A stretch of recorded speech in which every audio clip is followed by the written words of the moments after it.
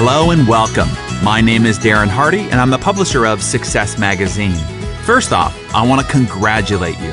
If you are listening to this audio, it means you have made the first step towards your better future. You have decided to become an entrepreneur. Bravo. When I asked Donald Trump what the number one key to wealth was, he said, own your own business. Now, I know you might still be unsure, uneasy, wondering if this is really for you. You are probably thinking, did I make the right decision? Is this really for me? Sure, this might have worked out for others, but I'm not sure I can do it. You might think, I'm not like that guy or gal. I don't have the skills. I don't know the right people. I don't have the time, etc., etc. Just know those thoughts are natural. Everyone feels those very same things when they're first getting started. And during this audio, I will ease every one of those concerns for you and empower you with the skills and the mindset to be fantastically successful as an entrepreneur. Here's a little known secret about the most successful people in the world. First of all, they were all once a newbie, just like you, just getting started. And secondly, they all felt nervous, uneasy, if not downright scared and terrified in the beginning. Yes, this includes Sir Richard Branson, Donald J. Trump, Dr. Mehmet Oz, Maria Shriver, Tony Hawk, Anthony Hopkins, and many others I've had a chance to meet and interview. So, you are in good company. So if you feel any of those things, know that it is okay and part of the process. It will soon subside. But I also want to warn you, when you feel those types of feelings, your mind can start playing tricks on you to quote-unquote protect you. It will start inventing all kinds of things that are wrong with the business or the people or your circumstances, whatever, to give you a solid justification to why you will decide not to move forward with the business. So please hear my warning. It will happen, but now you can call out this covert tactic of your mind and keep it from sidelining you and the bigger dreams and goals that you have for your life. Take comfort in knowing this. The business that you have decided to sign up for, thousands of people have already done it successfully with less going on for them than you have. No excuse your mind can conjure up is valid. Those are just fear-induced protection tactics. Don't buy into them. And again, welcome to your exciting entrepreneurial future. I can't wait for you to look back 3 to 5 years from now and say, I can remember when I first got started, how I felt and what battles of the mind I had to fight. But boy, I'm glad I did. Now, look at my home, my family, this lifestyle, these pictures from our last several vacations, how great my kids are doing, how much I'm able to support my church, friends, and my extended family. I am so glad that I pushed myself through those first several days as I made the shift. And that is what I want to help you do, to make the shift to the entrepreneur mindset. Let's first talk about the variables involved in your being successful in the business you decided to join. Before I start anything, I like to evaluate all the variable success factors. What separates why one person might be successful at something and another one not? What factor or factors determine the difference? There are 4. Let's evaluate them together. 1 is the company and the leadership. Does the company you joined have different policies and procedures for Ivy League college graduates than for high school dropouts? Are Republicans given special incentives that Democrats aren't? Are Christians held to terms and conditions that are different from Jews? No? Well, then the company is the same for everyone, so that isn't a variable. How about the products and services? Do they ship different products into rich neighborhoods than they do poor ones? Do they offer VIP products exclusively available based on your social status, political connections, or family background? If everyone has the same products and services to work with, then that is not a differentiating variable either. Okay, then how about the compensation plan? This is where there is sure to be an inequity, right? Is there a faster ascension plan for white people versus black people? Are there special bonuses paid to men that women don't get?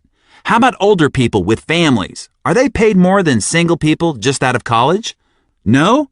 Well, isn't that fabulous? This is truly the great equal opportunity employer. The playing field is completely level.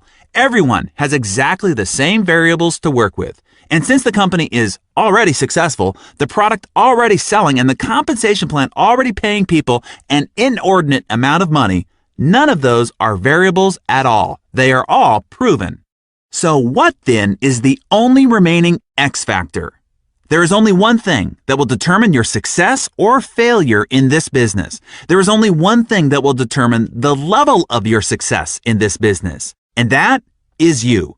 You are the X factor, and that is the point of this audio. I want to help you work on you to make the shift, obtain the entrepreneur mindset, to become the person you need to become in order to achieve the success you seek in owning your own business. A level of success so great, in fact, you might not have even dared possible for yourself before. Before we jump into the tough work of how to work on you, we need to address your core motivation for doing so. We have to address your why. Here's what I know for sure. Without a strong enough why, you will never do the how of what it takes to make the shift and to succeed in your own business. In my book, The Compound Effect, I talk about the fact that the will to do something is not enough. Willpower will fail you, as it has before most every diet, new discipline, or New Year's resolution that you've set. What you need now is why power. You need why power to make the entrepreneur shift. Here is why. The power of your why is what gets you to stick through the grueling, mundane, and laborious. All of the hows will be meaningless and seemingly insurmountable until your whys are powerful enough. Until you set your desire and motivation in place, you'll abandon any new path that you seek to a better life. If your why power, your desire, isn't great enough, if the fortitude of your commitment isn't powerful enough, you'll end up like every other person who starts a new diet or signs up for a new business opportunity and gives up too quickly and reverts back to their unfulfilling patterns of their old life. Don't let that be you. Let me give you an analogy to help bring this concept home. Imagine me putting a 10-inch wide, 30-foot long plank on the ground and saying, if you walk the length of the plank, I'll give you $20. Would you do it? Of course, it's an easy $20. But what if I took that same plank and made a rooftop bridge between two 100-story buildings? If I still offered you the $20 for walking across the plank, would you do it now? Likely you'd say, no way, Buster. However, imagine if your child was on the opposite building, and that building was on fire, the flames licking at their neck, and if you didn't walk across the plank to save them, they would certainly perish and die. Would you walk the length of the plank now? Without question and immediately, you do it, $20 or not. Now, why is it that the first time I asked you to cross that sky-high plank, you'd say no way, yet the second time, you wouldn't hesitate? The risks and the dangers were the same. What changed?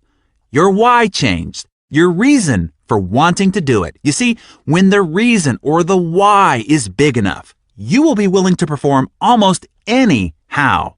To truly ignite your creative potential and your inner drive, you have to look beyond the motivation of monetary and material goals. It's not that those motivations are bad. In fact, they're great. I'm a connoisseur of nice things too.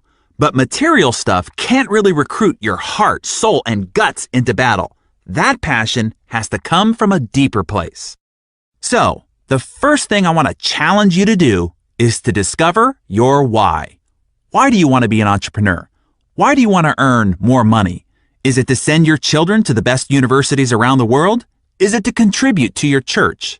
Is it to buy your parents a home so they don't have to worry about their financial future? Do you want to travel, owe no one anything, have complete and utter financial independence and peace of mind? What are you willing to fight for, work day and night for? What are you willing to walk across that 100-story high plank for? What you are looking to unearth in yourself is your passion. In my opinion, and the opinion of many of the most successful business leaders on the planet, this is the single most important discovery you can make in yourself, the discovery of your personal passion. It will be the fuel for your entrepreneurial engine. It will breathe life into your goals, dreams, and ambitions. All right, now that we know it will be your why power that will power your engine, and it will be the emotional force of your passion that will fuel your engine as you drive forward, I now need to help you avoid what I call the 5 hidden landmines of entrepreneurial and business startup. So, I'm going to map out these 5 landmines and give you the mindset shift you need to make in order to navigate around them. Are you ready? Okay, here's number 1. Success factors. Everything you've worked hard to accumulate up till now is useless. I don't mean to say it so bluntly, but you really need to hear this. I know that it sounds harsh, but it's the truth. I'm trying to help you avoid a landmine here. To do so, I can't pull any punches. I have to give it to you straight, or you might roll right onto a bomb that you didn't even see under your feet. All the education you have accumulated, your resume, all the awards you've collected, the titles you've reached during your ladder climbing ascent, all of those are worthless to you being successful as an entrepreneur. In fact, I will go as far as to say those success factors will be your greatest inhibitors to your being able to be successful in this field. Why? Primarily because you have spent the last 10, 20, 30, even 40 or 50 years relying on those developed strengths. Your success was based on how well you did something, how well you presented, sold, and performed.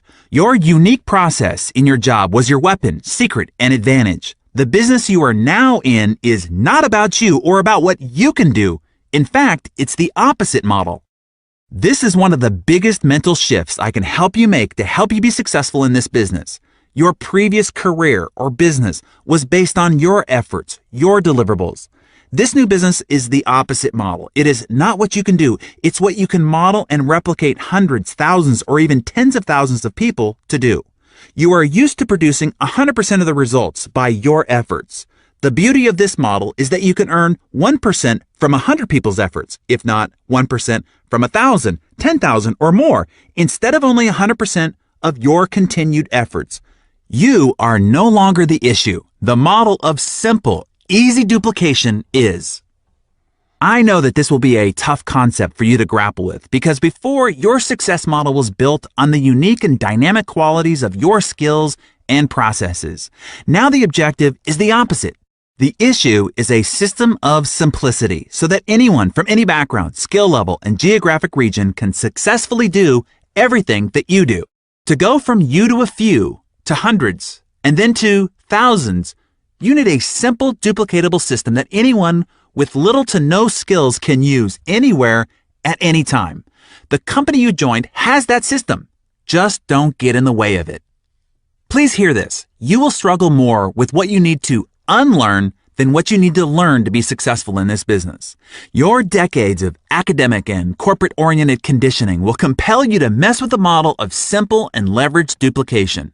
Hey, even if you're lucky enough to have found this opportunity early in your professional life, you will still be inclined to do it your way and thus mess it all up. Let me give you some critical tips for helping you step around landmine number 1. Here's number 1. Forget everything you know. Be a student again. Be insatiably teachable. It's like this. Imagine buying a McDonald's franchise. Now, they have built and developed a system that is proven to work and to make money. Now you come along and say, hey, I really like ham sandwiches, so I'm going to replace the Big Mac with the Big Pig. No, you wouldn't do that. Whatever they are doing has been developed through diligent study, research, and proof. Don't mess with it. Just follow it. Number 2, trust and plug into the system. The most important necessity to foster duplication is to have a system that anyone, anywhere, at any time can plug into.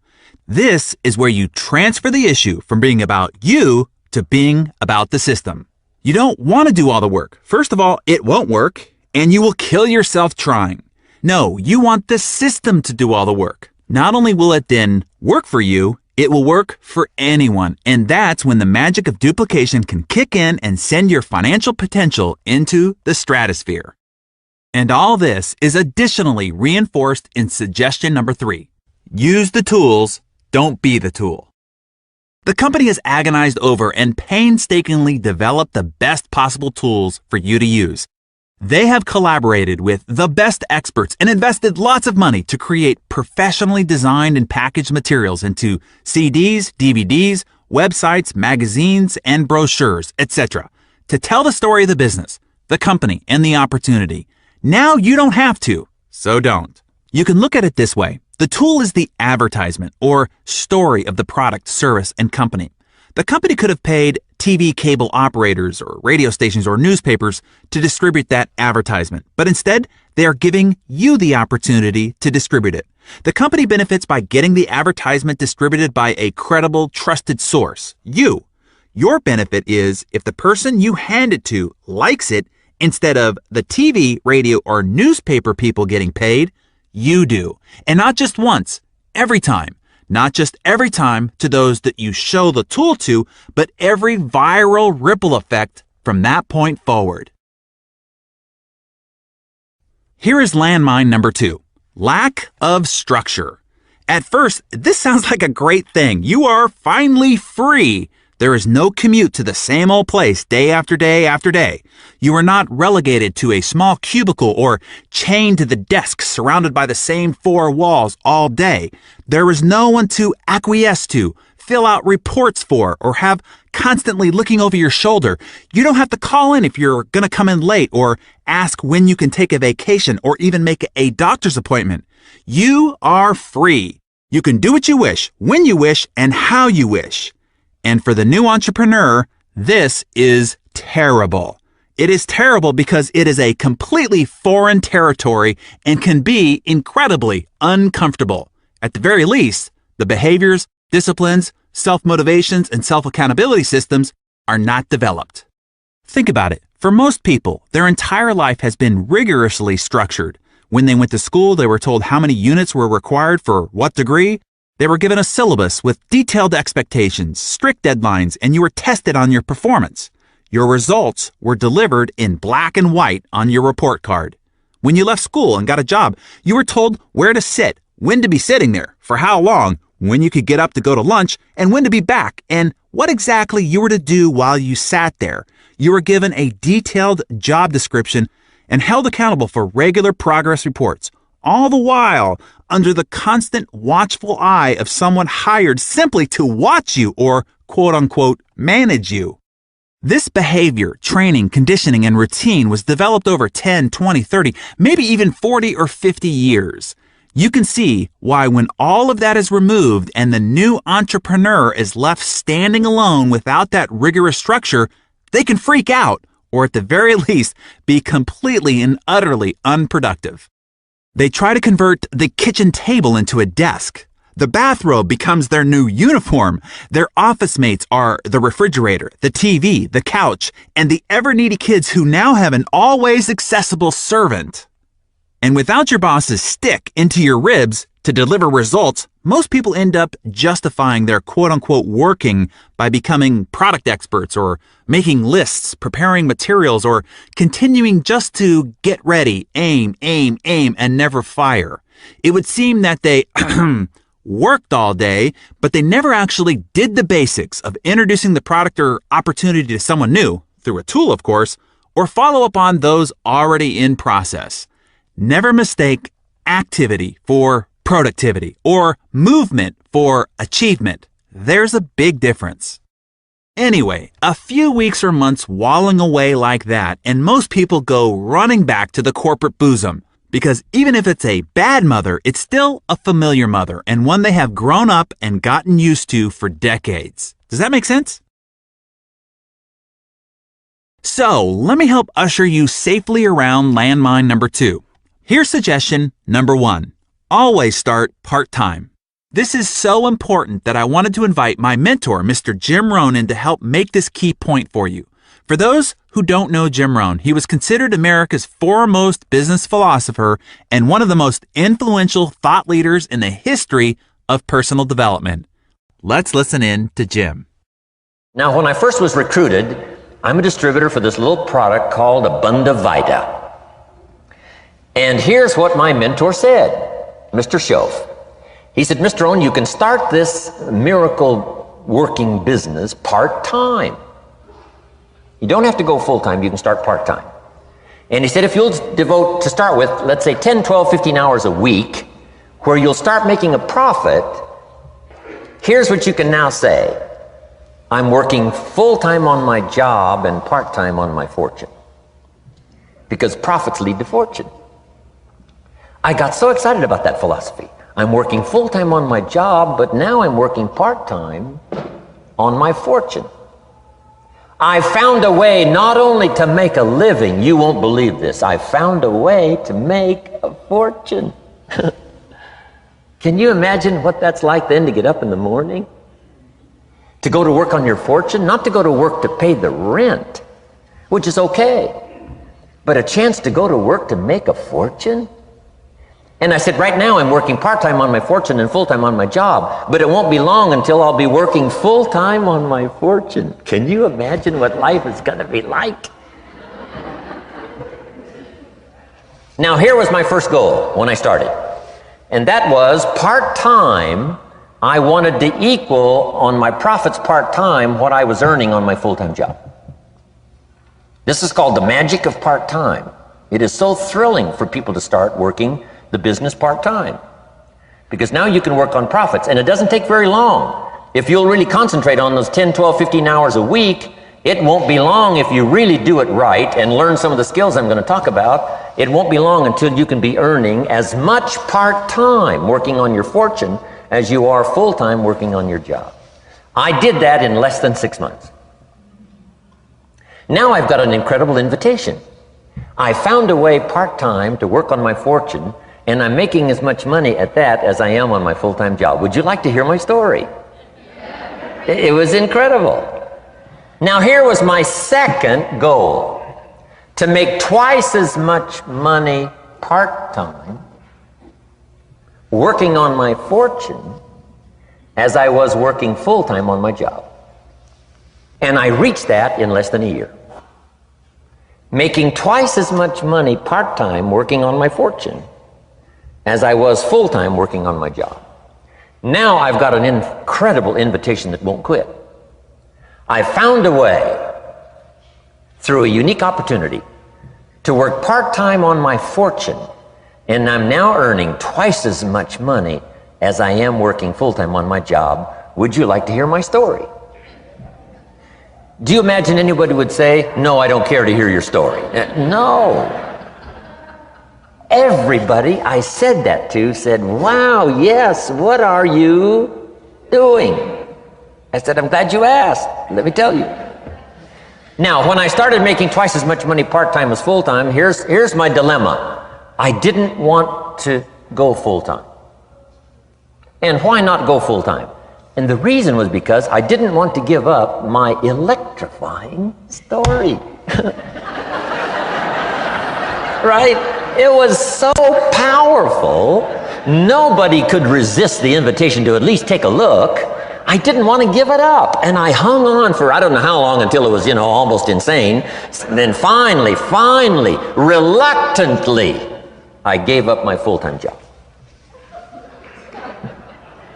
But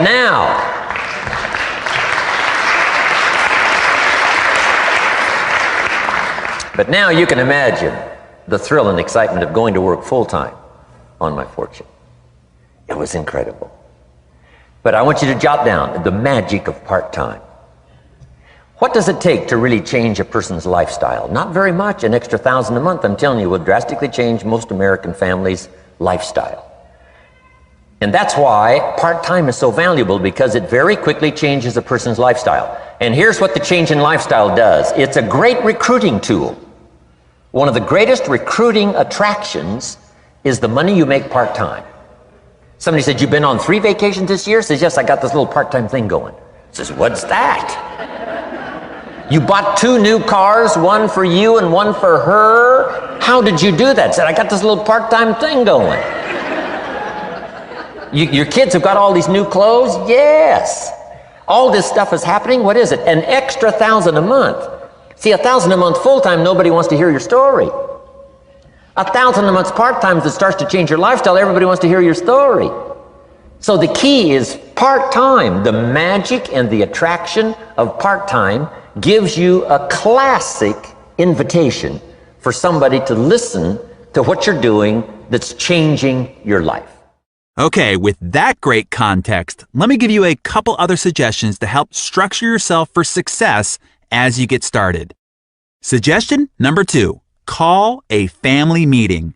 Enroll the entire family into the vision, objectives, and rewards of being successful in your new entrepreneurial endeavor. Explain what benefits the family will realize by the additional income and lifestyle freedoms. Explain how this impacts every individual's hopes, wants, and desires. Your first recruits in your new business need to be your immediate family. They don't have to be doing the business with you, but they have to be supportive in every way possible of you doing the business. You need to all be spiritually on board together to be able to navigate the rest of life's demands as a family to keep your focus on building your new business. You will need to explain the short-term sacrifices that will be necessary to earn the rewards everyone is after. Explain the extra time you have to put in, some events you might have to miss, some evenings you might be out late, and some other boundaries that you need to set inside the home when you are quote-unquote watering their new money tree. Suggestion number 3. Now set your boundaries. Create your system. Create a specific place in your home that you will do your business. Only do it there so it doesn't take over your family home and lifestyle. And so when you are there, you are focused and can ask the rest of the family for undisturbed time. Create set hours. This is particularly important as you build your business in parallel to working your full-time job. Take a calendar and block out key spots throughout the week. Block out the regular local meeting times, conference calls and trainings. Block out when you will have one-on-one coffee or lunch meetings with prospects or new recruits.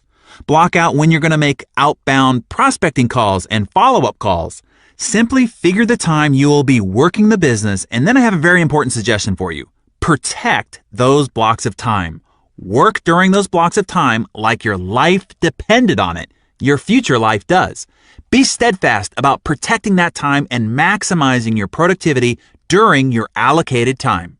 And as important, when it's not time to be doing the business, shut it down. The only way you'll be able to sustain the effort you need over a long enough period of time is if you also maintain the rest of your life along the way. If it becomes too burdensome, you will not be able to sustain it and will end up quitting long before the magic of the compound effect of your consistent effort has kicked in. Okay, let's jump into suggestion number 4. Chart your course. Set your goals. We talked about finding your major motivation and power of discovering your why. Now we have to build a plan to help you achieve that purpose and direct that great passion. Whenever I'm asked what one skill I would attribute to any unusual success that I've realized in my own life, this is my answer: learning how to set, stick to, and achieve big goals. Goal achieving is an art form. There's a big difference between the New Year's resolution or to-do list type of goal writing and a thorough system of planning, staying accountable to, and the actual achievement process of realizing well-crafted goals. I learned this process early on and was the reason why I was able to achieve some comparatively extraordinary things early in life. A 6-figure income by age 18, 7 figures by 24, and a $50 million company by age 27. I tell you that only as a testimony to the results mastering this skill can produce. This is an art form and has been an ongoing study and refinement process for me for the past 20 years. I have boiled it down to the essential components and built a system behind it that not only helps you articulate and document your grand ambitions, but also how to architect the plan of action to get you there and build in an accountability and improvement system that guides you all along the way to help you actually achieve those big goals. If you're interested in this system for yourself, you can access it at success.com/best year ever. If you get your hands on a copy, I can promise it will become the most important book you will carry around every day. And not because of what I wrote in it, but for what you will write in it. It will be the book that houses your why power and the collection of your passions, your core motivations for wanting to succeed, persist, and see this journey through.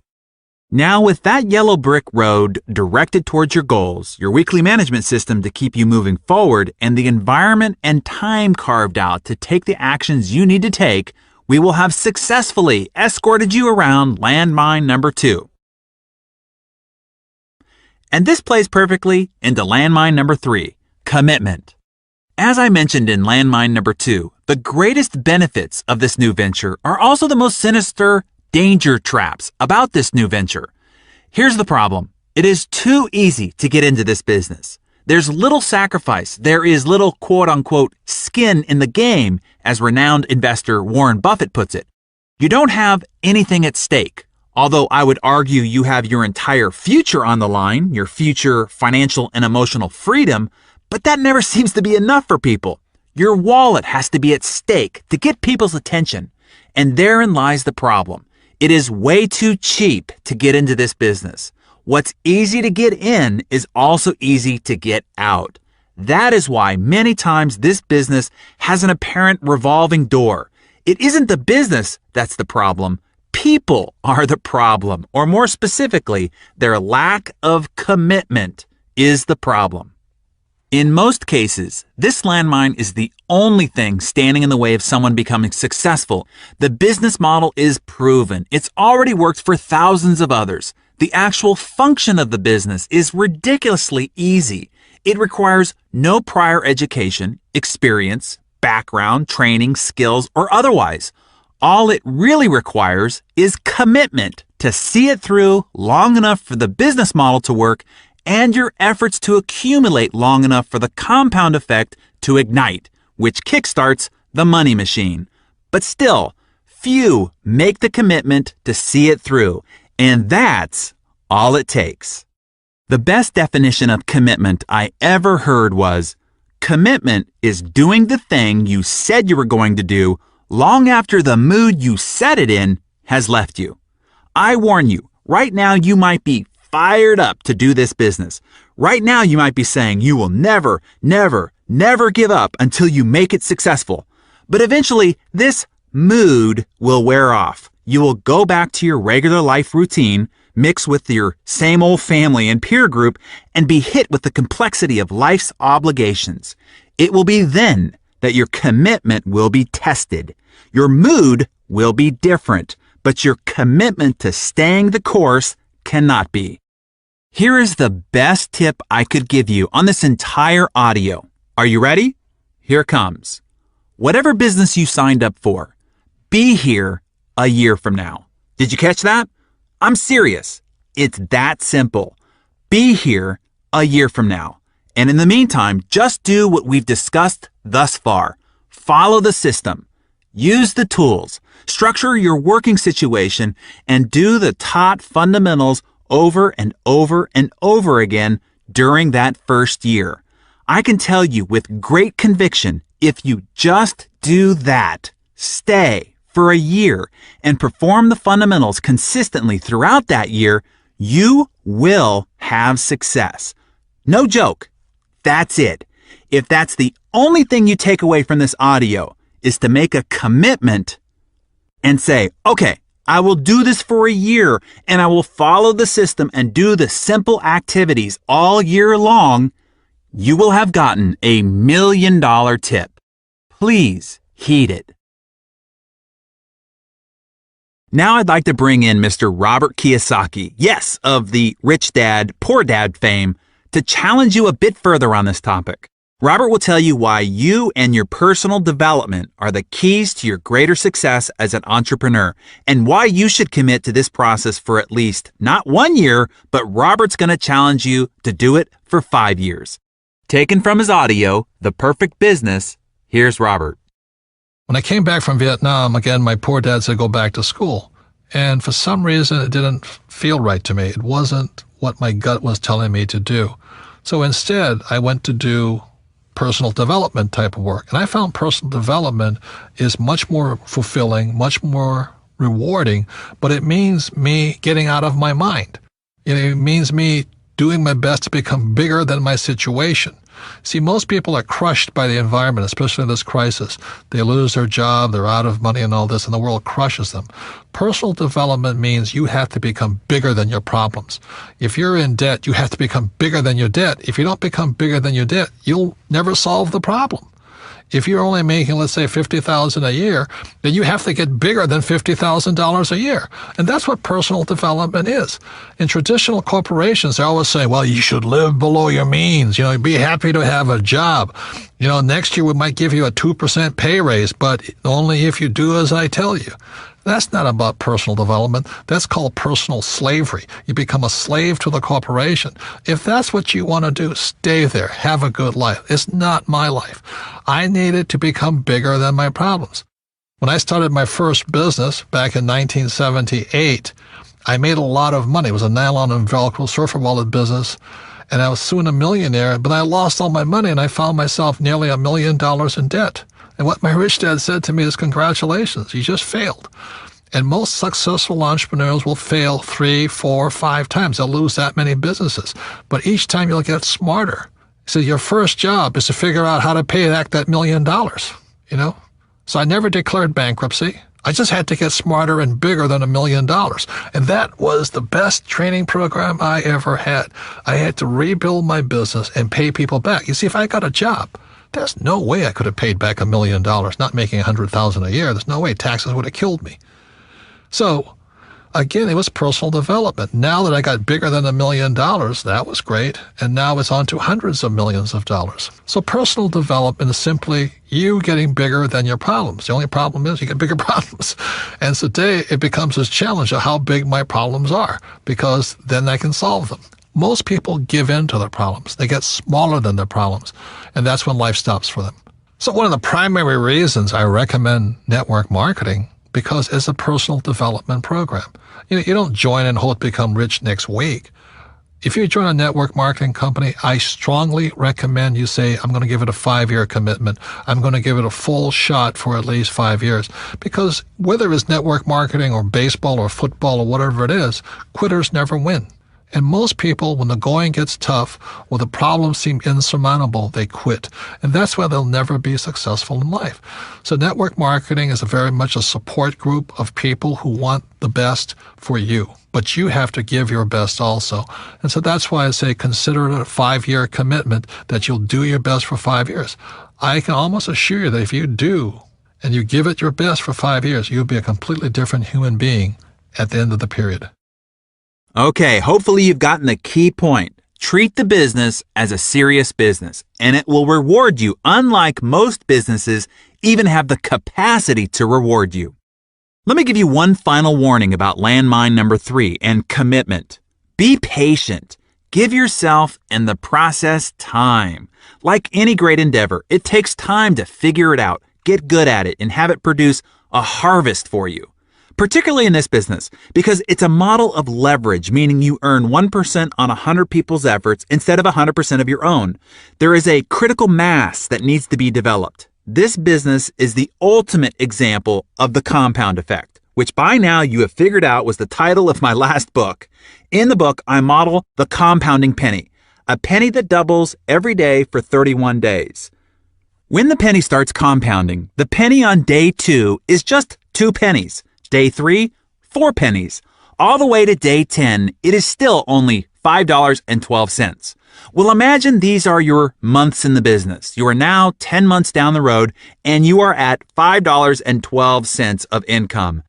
Does it look like it might not be working? It would appear that way, but what you don't know is that you have incited the compound effect. If you stick with your commitment, you will see that by day 20, it is $5,242. Still, no fortune.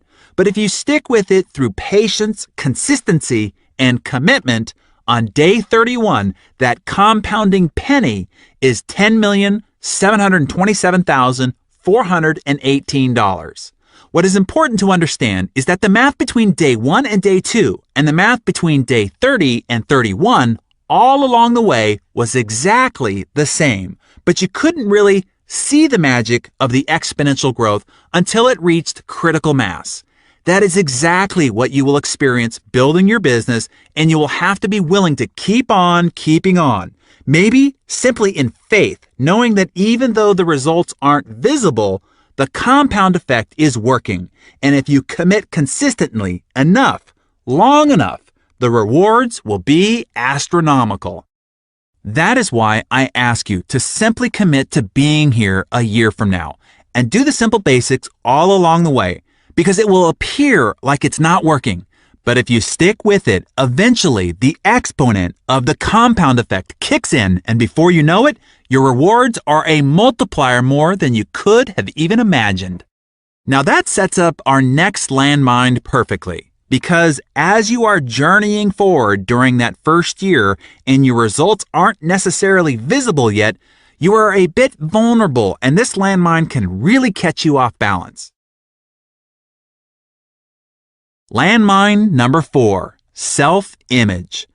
Because most of the rest of the world has been conditioned as you have by academia, corporate culture, media, society norms, being an entrepreneur can be met with great antagonism. This is where good intending, well, sort of, friends and family try to talk you out of your new ambitions. First off, it's important to recognize some of the emotions of rejection you might feel and how it might be different than anything you've experienced before. I don't want you to be caught off guard by this landmine, so let me explain. Rejection from friends and family can hurt a lot more than the sort of rejection you might have experienced at a job. You can have a customer, prospect, or even boss or colleague reject you at the office, and you can go home and no one really knows about the embarrassing little failing.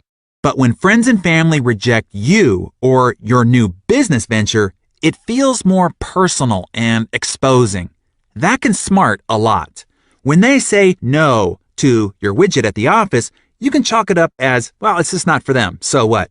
When they say no to getting into your business, now it feels like they are saying no to you.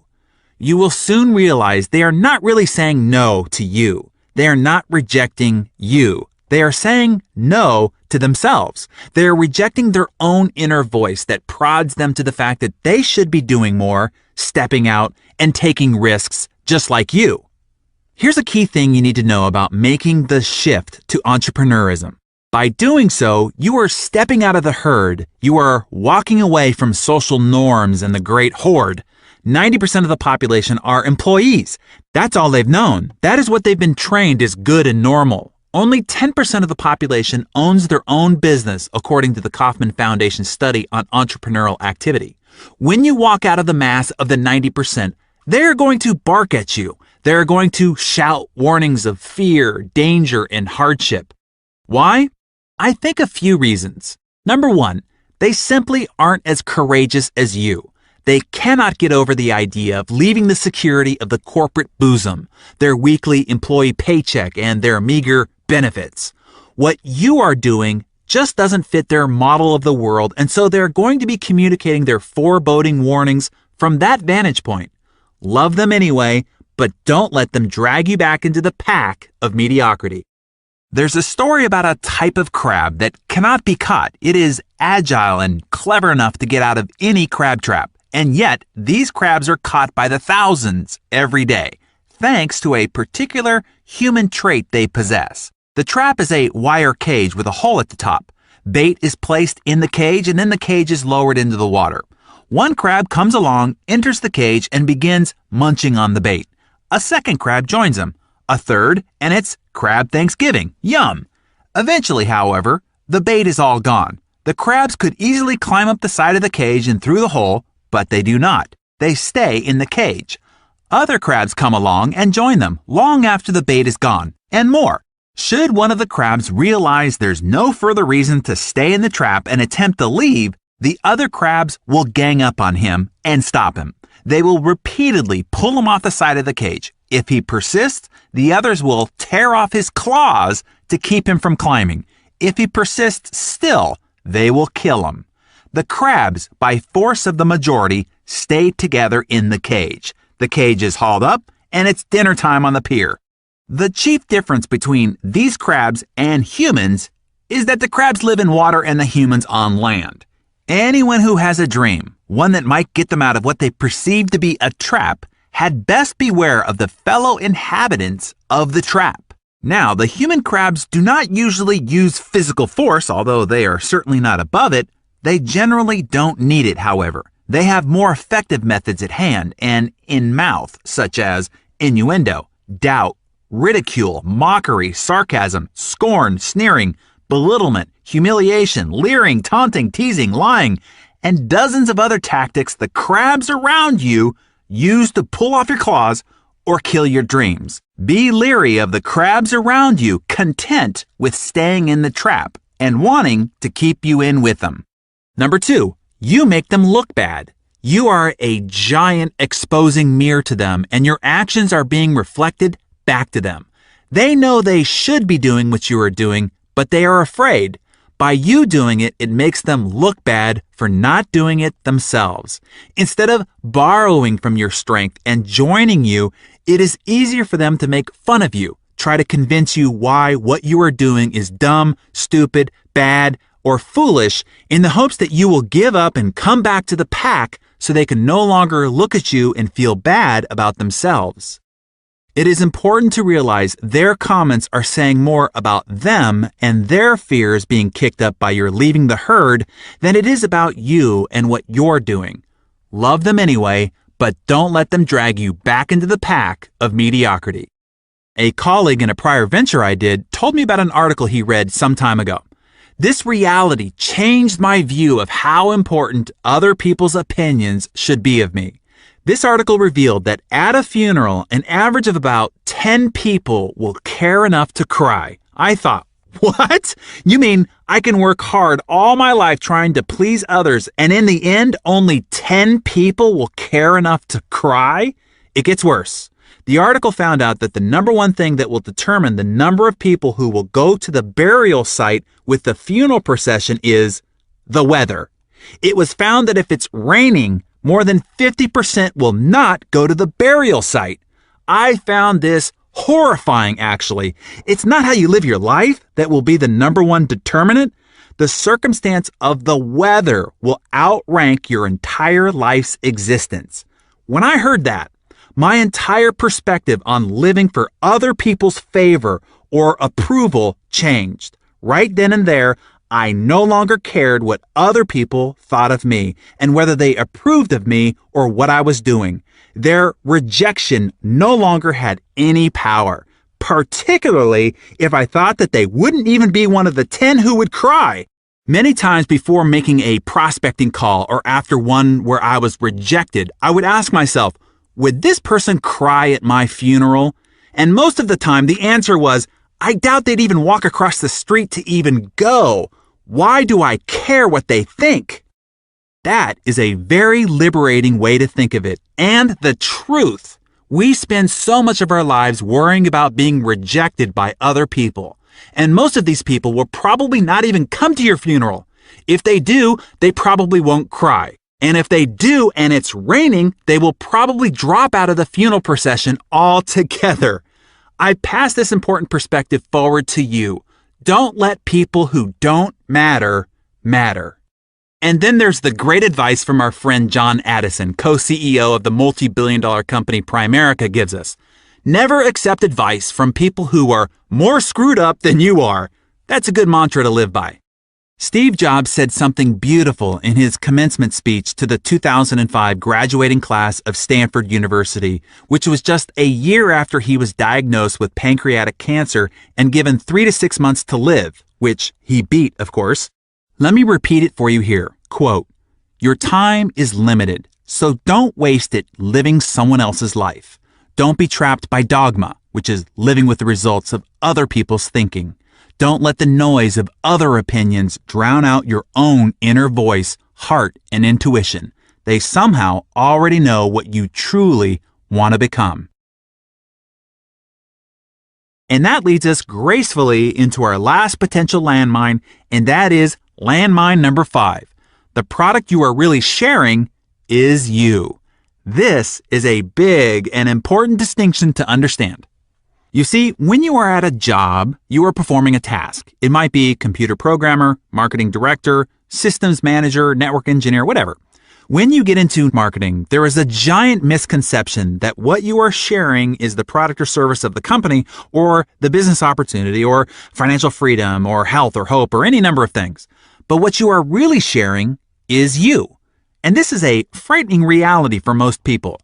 You see, in the product representation business, and most particularly the recruiting business, you are in the attraction business. When you are telling people about this great product or great opportunity, they are looking more than they are listening. And they are asking themselves, do I want what this person has? Do I want to be like this person? Do I want to show up like this person is showing up to me? Do I want to come off to my friends and family like this person is coming off to me? In that moment, you are the billboard, brochure, and poster child of that product and the company. How does the company look if you look in the mirror? The answer to that question is what you constantly want to be improving on. You see, it's not what you say that gives your words power and influence. It's who you are behind your words that gives your words power. This is an important distinction because people are constantly perplexed about what to say. They think it's the script that matters. What you say has very little to do with your ability to influence and attract. Let me give you a perfect example. The greatest recruiter in the world had one of the worst scripts imaginable. I mean, if you were a script writer, you would find this horrifying. Here's what he said. You follow me. That's it. That was his complete recruiting script. But it was effective. Why? It wasn't what he said. It was all that he was. His name was Jesus of Nazareth. And his reputation of who he was more important than the words he used. Just think about it. This is true for you as well. There are people in my life that if they called me and said, follow me, I would, no questions asked. I believe in who they are to that degree. And then there are other people in my life, no matter what they said, they could give me the most professionally polished, entertaining, emotionally charged, psychologically calculated, and visually stimulating presentation imaginable, but there's no way I'm following. I'm sure you know people like that too. This is why your personal development is so crucial in the success of building your business. One of the days that changed my life was a day back in November of 1994. I went to a seminar, and that was the day I met the man who would become my mentor, Mr. Jim Rohn. I wasn't even there to hear or meet Jim. I was there to meet the promoters of the event. But I needed to wait until the event was over, so I sat down and listened to this willowy, gray-haired man with the most fascinating voice and intonations lecture about the principles of success. What he said riveted me. Jim Rohn asked the audience, how many people want more? I thought, yes, I want more. Success, money, a better body, more companionship, etc. And I awaited the instructions of what to do. By that point in my life, I had experienced some moderate success already, but I had done it through sheer brute force. I was aggressive and just outworked, outfailed, and outpersisted everyone else to grab my achievements. I did it by doing, do. But what Jim said next would multiply my income, my goal achievement, and my results. And it wasn't by doing. Jim continued, if you want to have more, you have to become more. He said, success is not a doing process. It's a becoming process. What you do, what you pursue, will elude you. It can be like chasing butterflies. Success is something you attract by the person you become. Wow, I thought. This was the first time I'd heard this twist of perspective, insight, and wisdom.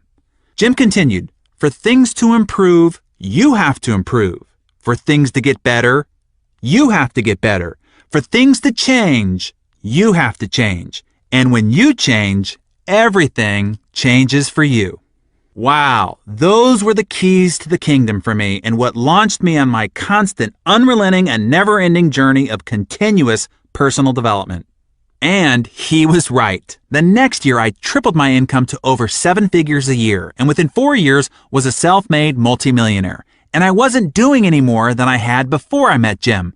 My doing wasn't any different, but who I was doing it was, and that made all the difference in the world. I invite you on such a journey, the journey of continuous personal development. If you want anything more in life, this is the yellow brick road to getting there. As Jim Rohn says, you want to work harder on yourself than you do on your job. In this case, you want to work harder on yourself than on your business. In fact, your business is you. The more you grow, the more your business will grow. So, when it comes to where you want to focus your personal development and what will be responsible for your successfully making the shift into entrepreneurialism, the key is the nurturing, continual cultivating, and never-ending fortifying of your positive attitude. I hope you get this key point. Over what to say, what to do, what to learn, what you do or don't know, None of that is as important as your focus on continually developing and improving your positive attitude. It is what separates the superachievers we all idolize from everyone else. Above all other attributes, it is their attitude that sets them apart and will for you too.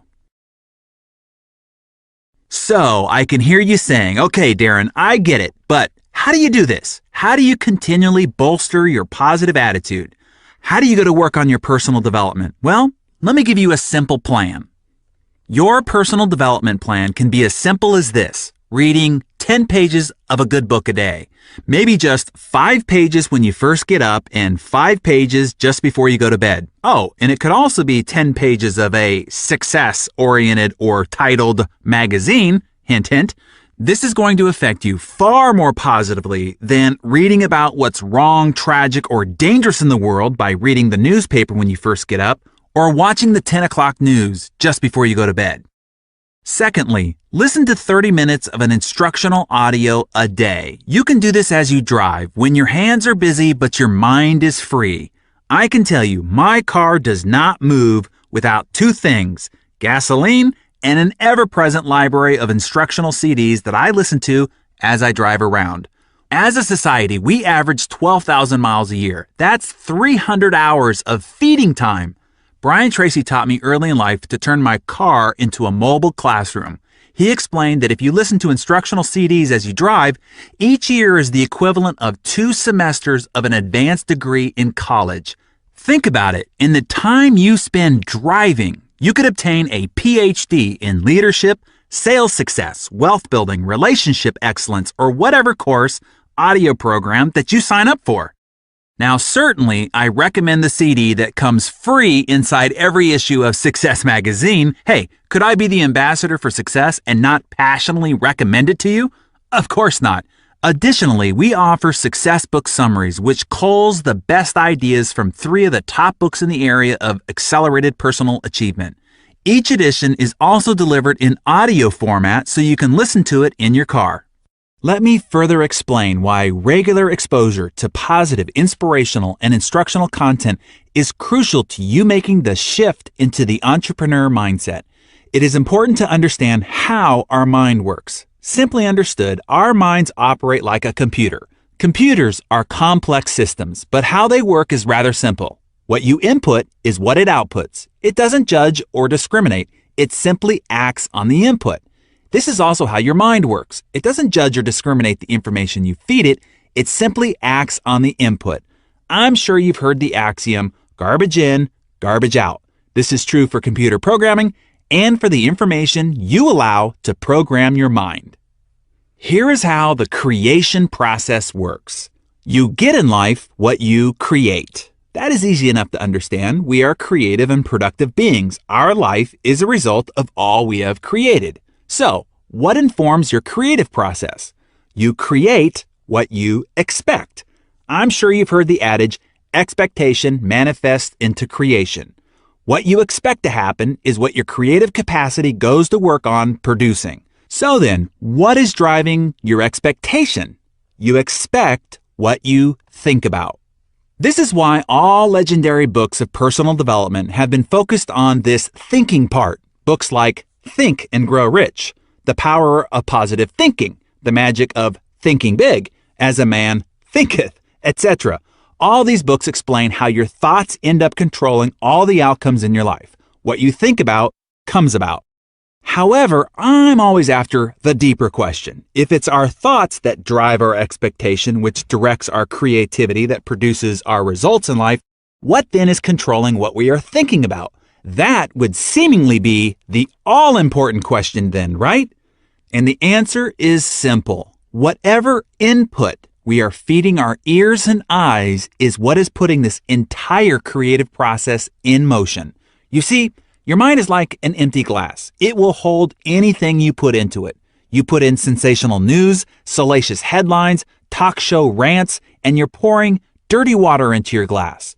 If you've got dark, dismal, worrisome water in your glass, everything you create will be filtered through that muddy mess because that's what you'll be thinking about. Garbage in, garbage out. All that drive time radio yak about murders, conspiracies, deaths, the bad economy, and political battles drives your thinking process, which drives your expectations, which drives your creative output. That is bad news. But just like a dirty glass, if you flush it with clean, clear water under the faucet long enough, eventually you'll end up with a glass of pure, clear water. What is that clear water? Positive, inspirational, and supportive input and ideas. Stories of aspiration, people who, despite challenges, are overcoming obstacles and achieving great things. Strategies of success, prosperity, health, love, and joy. Ideas to create more abundance, to grow, expand, and become more. Examples and stories of what's good, right, and possible in the world. That's why we work so hard at Success Magazine. We want to provide you with those examples, those stories, and the key takeaways you can use to improve your view of the world, yourself, and the results that you create. That's also why I read several pages of something inspirational and instructional in the morning and in the evening and have personal development CDs playing in my car. I'm flushing my glass and feeding my mind. Does this give me an edge over the guy who gets up and first thing reads the newspaper or listens to news radio on his commute to and from work and watches the evening news before going to bed? You bet it does, and it can for you too. Now get this, just after completing the 1-year commitment you've made to yourself to be here in your new business, this simple commitment to 10 pages of reading and 30 minutes of listening, which by the way includes taking the weekends off, we don't want to wear you out or anything, you will have read 13 books and listened to 130 hours of success and achievement material. Books and audio material on becoming a more confident leader, a more persuasive communicator, a more efficient and productive achiever, strategies on living healthier with more energy and vitality, ways to foster deeper intimacy and passion in your marriage or personal relationships, whatever. Imagine the impact this instruction can have on who you are and how you show up in the world, particularly to the friends and family around you and those you come to interact with daily. This will make you attractive beyond belief and will make you a magnet to other like-minded achievers around you. So, where do you find these resources? Again, you can go to success.com, subscribe to Success Magazine, and find other books and audio programs to continue to feed and flush your mind. As mentioned before, I recommend all the Jim Rohn audio programs and certainly the Compound Effect book and audio program. You can also register to receive Seeds of Success, which is free and it delivers great ideas, tips, and inspiration into your email inbox each week. If you want a complete list of my favorite personal development resources, you can find them on my blog at darrenhardy.success.com. Now, I want to leave you with 2 final suggestions for completing your shift into entrepreneurialism. Number 1, do it now. The journey of 1,000 miles begins with a single step. Fear keeps people from taking action and moving forward. Their mind invents 1,000 excuses to why they are not ready. I'll start on Monday. I need to organize my list. I need to get my business cards first. I need to get a new briefcase, file folders, or paste the pictures on my vision board first. Don't get caught up in this paralysis. Too many people fall prey to the ready, aim syndrome and ultimately never fire. Admittingly, the hardest step to take on that 1,000-mile journey is that first one. Destroy that fear by taking it quickly, without even thinking about it. Just lunge your body forward, and without conscious thought, your right foot will fly out in front of you and catch your fall. Then, without hesitation, lunge your body forward again, and your left foot will spring forth to catch you. But don't stop now. You are starting the move. Lunge your body forward again, and wow, here comes the right foot again. It's a miracle. Even if you trip and fall, at least you have moved forward. You did the hardest part of the 1,000-mile journey. You started. You remember back in high school physics class, Newton's law of inertia, right? A body at rest tends to stay at rest unless acted upon by an external, unbalanced force. Well, make that external force be your own mental shove in the back that forces your body forward. I promise your feet will catch your fall. Now, Newton's second law can kick in. A body in motion tends to stay in motion. And yeah, you have done what 90% of people fail to do. Get started. Napoleon Hill once asked an audience, what is the average number of times that a person tries to achieve a new goal before they give up? After several guesses from the audience, he gave the answer, less than 1. Most people give up before they even try. Even though they want to improve their lives, increase their income, accomplish more, most people respond with, I can't, in their heads and give up before even starting. So, before the law of diminishing intent overtakes you, strike while the iron is hot. The time to begin is when the emotion is high and intentions are strong. Now is that time. Jim Rohn writes, without a sense of urgency, desire loses its value. Now is the time to act. No, I'm serious. Now, not next week, tomorrow, or even later today. When this audio is done, I want you to take some action. Take the product and share it with 3 people right now. Use any tool, an audio, DVD, magazine, conference call, recorded call-in line, website, whatever, and show it to 3 people today. I can hear you saying, but I'm not ready. I don't know what I'm doing yet. That's great. In fact, many times it's the best time to jump into massive action. Why? Because you can honestly and openly say, a friend of mine showed me this new product. I've tried it and I think it's amazing. You should try it. And they ask, well, what's in it and how does it work? You can say, heck, I don't really know. All I know is it worked for me. Try it for yourself. Or you can say, a friend of mine is really excited about this new business idea. I think I'm going to try it too. I can't even really explain what it is, but it's all on this audio, DVD, website, or in this magazine, whatever. Right now, ignorance is truly a blissful asset. Use it while you can. I love the principle that teaches, the heavy chains of worry are always forged in idle hours. Take action fast so you can see some success fast. So let me give you a counterintuitive way of getting some success fast.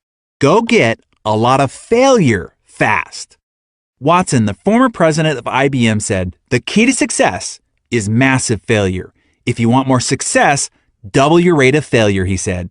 This is one of the earliest success philosophies I was taught. It has earned me millions of dollars over the years, and I'm now going to pass it on to you. Make your goal not the number of people you're going to get to buy or join. Make your goal the number of people you're going to get to say no. Make the no's your goal. Why? Well, Watson just told you, it's the key to success. So by making the no your goal, you not only make it okay for people to tell you no, when they do, you are happy about it, not sad. You are one step closer to accomplishing your goal. This 180-degree mindset will have miraculous consequences in how you move forward, understand, and accept rejection and failure. You will now see it as progress rather than failure. You will feel victory rather than defeat. You will seek it rather than try to avoid it. In the end, it simply comes down to a numbers game. I want you to remember this as you journey forward in the building of your new business. Some will, some won't. So what? Next. Just move on to the next person. I want to challenge you with this as your first goal. Now, it's a big goal, so I want you to be ready. You can cut it in half or a fourth if you only want half or a quarter of the success. But if you really want to break the inertia, not walk off the starting line, but leap off it, this is the goal I want to challenge you to take on. Are you ready? Okay, go get 10 people to tell you no in the next 7 days. It can be no thank you, no way. You've got to be out of your freaking mind no, or simply no. But maybes don't really count. To hit your goal, you need to get 10 definitive, dead certain no's. Do as Jim Rohn said. Invite them to be one of your 7 out of 10 who say no so you can keep the law of averages moving along. So to do this, my guess is you will have to introduce about 30 people over the next 7 days, as 20 of them will still be waffling as you chase them around in the follow-up process. These need to be quality introductions too, which means getting the product or tool in their hands. An audio, DVD, magazine, a live meeting, conference call, or other tools the company has professionally produced for you. Then ask, do you want to buy it? Or do you want in with me? I'm going to be very successful at this with or without you. Do you want to come with me or not? Either way, it's no sweat off my back. That's it. Go get 10 people to respond with no. During that process, it's likely someone will say, yes, I want that, or heck yes, I'm with you. But that's not the goal. Just an interesting bonus. The goal is to get 10 no's. Fair enough? Now, do it. This might be the most important challenge you ever take on. Not that it's that big or even that hard, but there's incredible magic in taking significant enough action to get yourself moving forward, long enough to progress through enough defeats to gain enough victories to have you live to play another day. That starting process could be the difference of you making it, thus making the shift, which a year, 2, or 5 from now could be the reason why you're living such an abundant lifestyle with complete financial and time freedom, leisure traveling around the world, and making a significant contribution to the people and the organizations you care about. How this adventure ends for you has a lot to do with how it starts. Get started now. And here is the last ingredient I suggest you need to make the shift to entrepreneurship. It is one of the key ingredients I observe in all the great achievers I get a chance to meet, and it is this: resolve. I love the quote from Benjamin Disraeli: "Nothing can resist a human will that will stake even its existence on its stated purpose." This simply means, I'll do it or die. Wow, nothing can get in your way with that conviction of commitment. I want you to see your new entrepreneurial business as your mountain in life with a "this is it" mindset. Now, when you finish this audio and start talking to people about your business or talk to them about this mountain you're going to climb, your well-meaning friends and family are going to say, "What? Are you crazy? You don't know how to climb mountains. That is too dangerous. You should just stick to your job. You're lucky to have a job in this economy. You shouldn't go climbing mountains. Get off that mountain." And you're going to have to look them in the eye and say, "I'm going to the top." You're going to start climbing this mountain, and others are going to come up to you and say, "You know, I heard that mountain is no good. I heard about others who tried to climb it and fell off and got badly hurt. You shouldn't climb that mountain. You probably will fall and get hurt too. Be safe and get off that mountain." And you're going to have to look them in the eye and say, "I'm going to the top."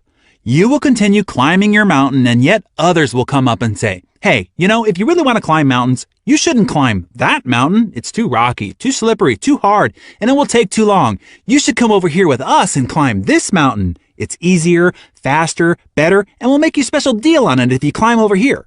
And you're going to have to look them in the eye and say, "This is my mountain, and I'm going to the top. You're either going to see me waving from the top or laying dead on the side. I'm not coming back." That is the kind of resolve I wish for you. That resolve, armed with your why power, your unrelenting commitment to the process for at least a year, and your jumpstart to grab 10 no's in the next 7 days, and you are virtually assured glorious success. Over the next 7 days, let me encourage you to listen to this audio over and over again. Use this audio through your first 7-day dash to keep your mind elevated and your spirit invigorated. Play it over and over again to continue to prod you to move forward. Okay, I am really excited for you. This is the beginning of the rest of your life. Your decision and now action to make the shift will forever positively impact the future of your family. Life will never be the same starting today. The abundant possibilities are now available to you. You can now exercise the person you were meant to be and live the life you were meant to live. I will leave you with the famous words of Henry David Thoreau. Go confidently in the direction of your dreams. Live the life you've always imagined.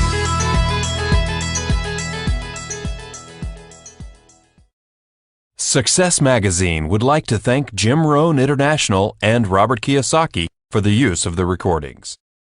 Your First 7 Days, Making the Shift. Copyright 2010 by Success Media. All rights reserved.